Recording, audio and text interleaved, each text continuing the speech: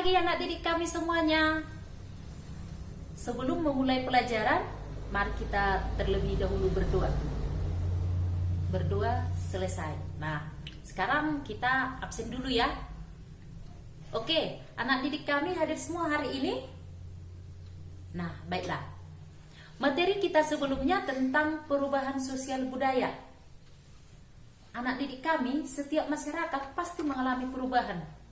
Perubahan dalam masyarakat dapat berkaitan dengan perubahan pada lembaga sosial, nilai sosial, pola perilaku, organisasi, kelompok sosial, dan lapisan sosial. Perubahan itu akan terus terjadi karena kehidupan ini dinamis. Anak didik kami, coba dulu perhatikan lingkungan sekitarmu. Adakah perubahan yang terjadi mulai dari kamu kecil sampai sekarang? Ada? Yang pasti ada kan? Nah, sekarang materi kita tentang faktor inten perubahan sosial budaya. Adapun tujuan pembelajaran kita adalah 1. Menjelaskan faktor inten perubahan sosial budaya. 2. Mendeskripsikan faktor-faktor inten perubahan sosial budaya. 3. Mampu menyajikan hasil diskusi dan persentase tentang faktor-faktor inten perubahan sosial budaya. Nah, secara umum perubahan sosial budaya terjadi karena adanya ketidakpuasan masyarakat terhadap kehidupan lama, sehingga masyarakat menuntut adanya perubahan. Faktor inten perubahan sosial budaya adalah faktor perubahan sosial yang bersumber dari dalam masyarakat itu sendiri. Adapun faktor inten perubahan sosial budaya adalah yang pertama, bertambah dan berkurangnya jumlah penduduk. Perubahan jumlah penduduk dapat disebabkan oleh berkurang atau bertambahnya jumlah penduduk. Bertambahnya penduduk yang sangat cepat dapat mengakibatkan perubahan sosial.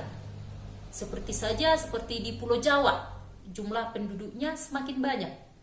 Nah, hal ini dapat menyebabkan perubahan dalam struktur masyarakat. Seperti apa? Misalnya seperti munculnya kelas sosial. Nah, sedangkan berkurangnya penduduk bisa disebabkan oleh transmigrasi maupun urbanisasi penduduk dari desa ke kota. Sehingga di desa terjadi kekosongan lahan karena tidak ada yang mengelola. Bisa kita lihat seperti yang ada di daerah kita ini. Ya, banyak penduduk, banyak pemuda dari daerah kita ini yang melakukan urbanisasi ke perkotaan sana. Sehingga ini nanti mengakibatkan perubahan sosial terjadi di daerah pedesaan. Nomor 2, konflik dalam masyarakat. Konflik dapat diartikan sebagai suatu proses sosial terhadap dua orang atau lebih, di mana salah satu pihak berusaha menyingkirkan pihak lain dengan membuatnya tidak berdaya atau menghancurkannya. Konflik dalam masyarakat disebabkan oleh adanya perbedaan dalam masyarakat. Walaupun memang konflik itu bersifat disosiatif atau memecah belah, tetapi kadang konflik juga bisa diiringi dengan proses akomodasi yang justru bisa mengaitkan ikatan sosial. Contohnya apa? Bisa kita lihat di daerah kita ini. Contohnya yang ada di Desa Polung.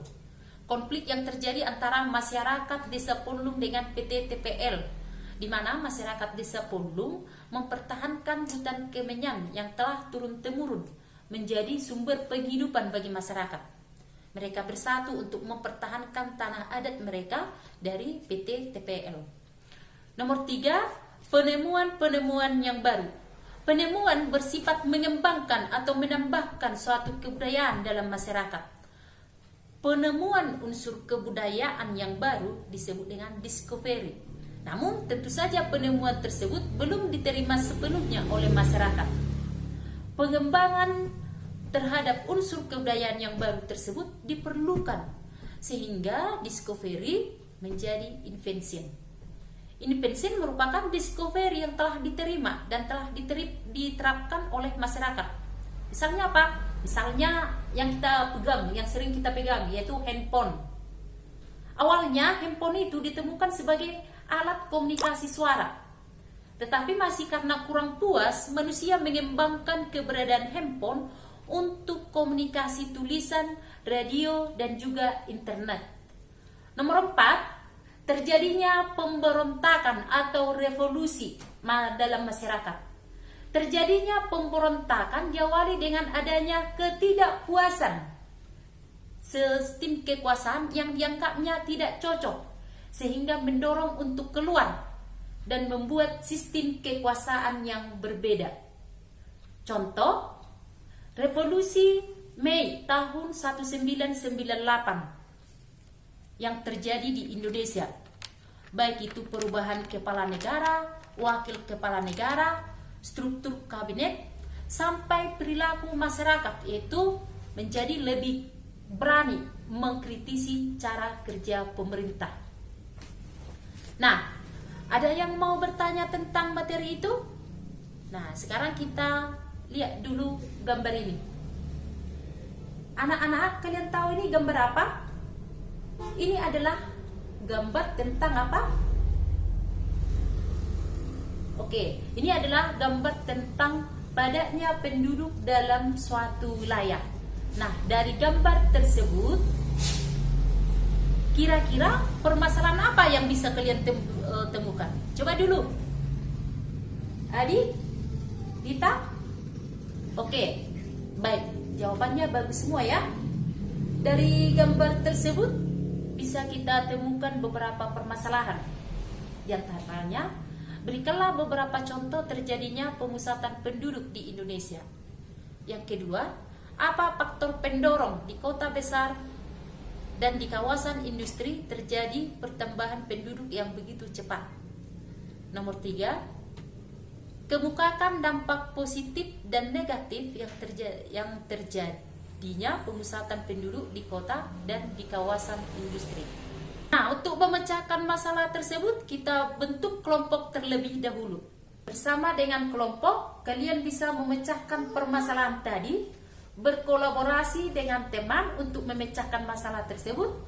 Bisa kalian cari sumbernya dari buku penunjang, dari internet. Sudah selesai anak-anak? Siapa yang mau duluan presentasi hari ini? Ya, kelompok 1 bisa?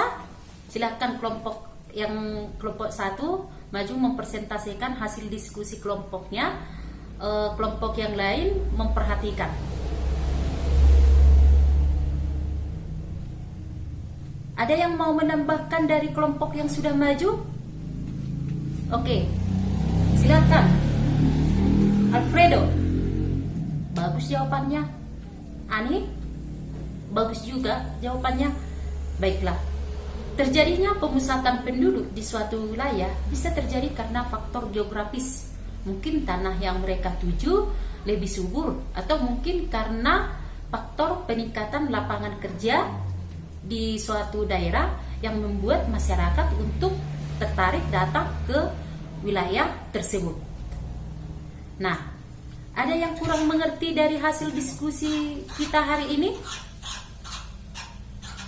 Mengerti semua? Oke, pintar-pintar ya.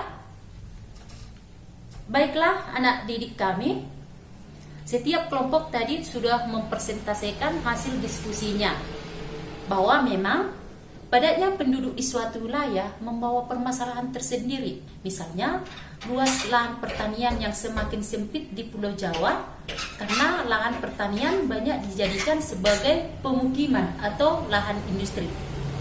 Sebaliknya, ada wilayah terdapat lahan yang tidak dimanfaatkan. Kenapa tadi? Karena sumber daya manusianya yang sudah minim, karena mereka sudah banyak yang berurbanisasi. Baiklah anak-anak, demikian pelajaran kita hari ini. Pelajaran kita selanjutnya tentang faktor penghambat perubahan sosial budaya. Silakan dipelajari materi tersebut. Demikian anak-anak pelajaran kita hari ini.